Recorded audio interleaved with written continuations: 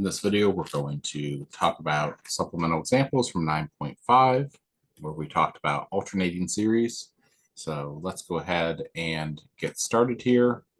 Our series is, for the first one, is a summation from n equals 1 to infinity of -1 to the n times n over ln of n plus 1. Let's take a look here and see what happens with the nth term test here of limit as n goes to infinity and over ln of n plus 1. Always test that first before we talk about conditional convergence or absolute convergence or anything. Just look at this part that you would get for absolute convergence. So ln of n plus 1 should be growing slower. This should be going to infinity, but let's check that out with L'Hopital's rule. Equal to the limit as n goes to infinity, 1 over n plus 1 is equal to the limit as n goes to infinity of n plus 1. By the way, I was allowed to use L'Hopital's rule here because this was going to infinity over infinity, which is an indeterminate form. And so this is by L'Hopital's rule here.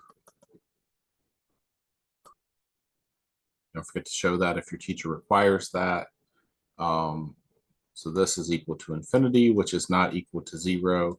So it diverges by the nth term test for divergence. Let's determine the convergence or divergence of the series. Summation from n equals 1 to infinity of sine of an odd multiple of pi over 2. So odd multiples of pi over 2, 1 pi over 2. Let's just look at sine. So really what's going on here is here's pi over 2. So this is 1. And then this is -1. And then plus 1 and plus -1 and so on. So this is really the same thing as n equals 1 to infinity of -1 to the n plus 1, something like that. And this is divergent by the nth term test, or you can say because of oscillating behavior.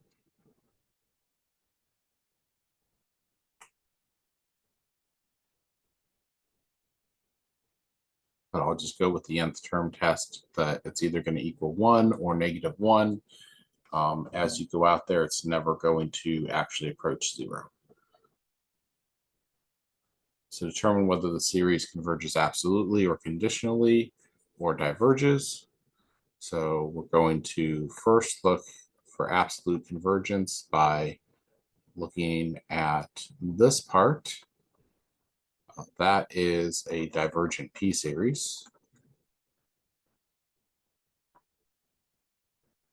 So not absolutely convergent.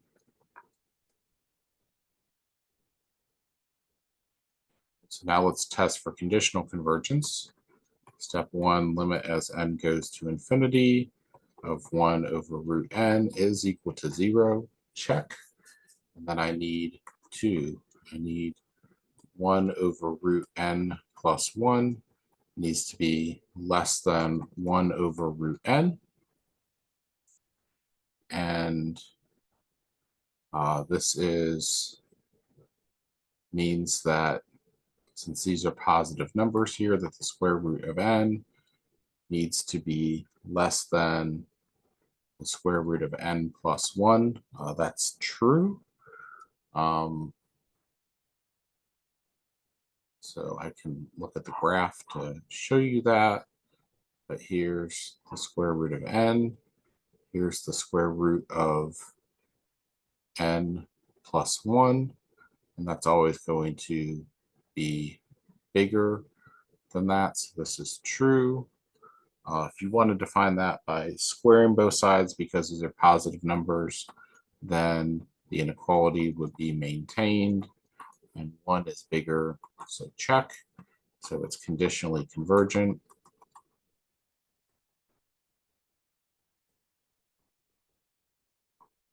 By the alternating series test. And determine if it converges absolutely or conditionally or diverges. Let's look at n squared over n squared plus 2n plus 1. Limit as n goes to infinity here is 1, not equal to 0. So it diverges by the nth term test.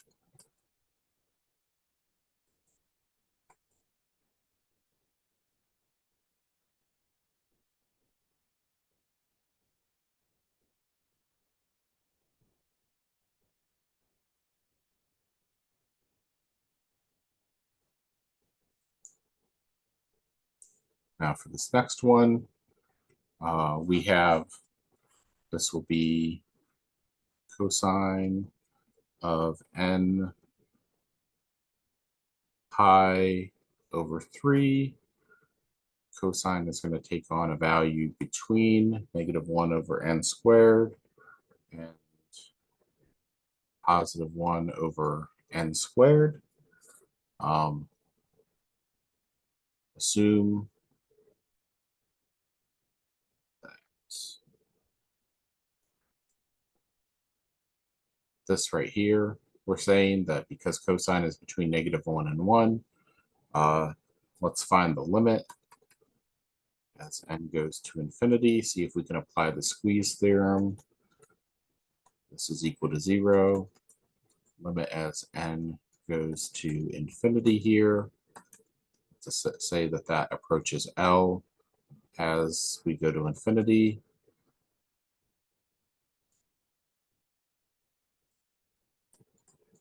So L has to be equal to 0. So it's going to pass the nth term test. Now we need to know if this is absolutely convergent. So if I take the absolute value of this right here, I'm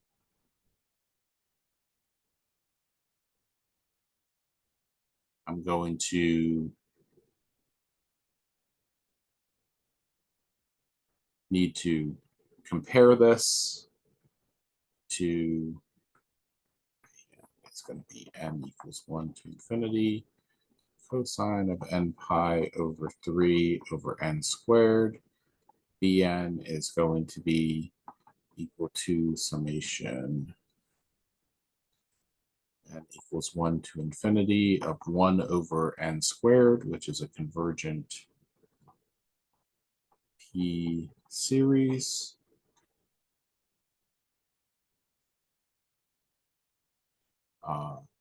And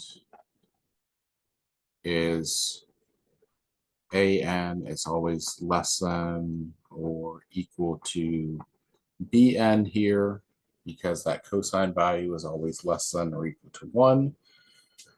Bn converges, so an also converges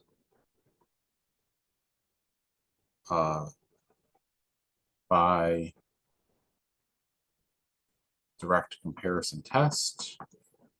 So that means that n equals 1 to infinity of cosine of n pi over 3 over n squared is absolutely conversion.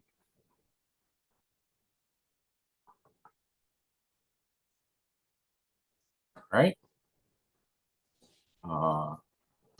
There we go. That's it for this video. And we'll come back. Actually, no, that's it for my supplemental examples for Calculus 2. So hope you enjoyed all of these. And again, be on the lookout for more videos for more classes coming soon. See you next time.